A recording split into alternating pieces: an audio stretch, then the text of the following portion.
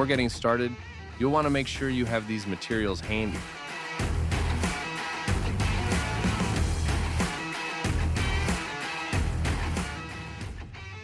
Begin by positioning the motor vertically and remove the motor cover.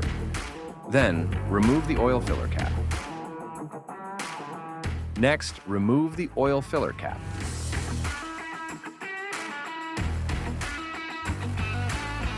Now, with an oil drain pan in position to catch the drained oil, remove the engine oil drain plug and gasket. Then let the engine oil drain. When the oil is finished draining, secure the engine oil drain plug with a new gasket.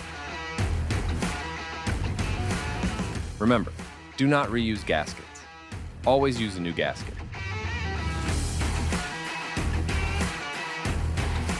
Fill with Suzuki Marine X-Star engine oil to the upper limit. To check the oil level, look through the oil level looking glass located below the tiller handle. When finished, reinstall the oil filler cap.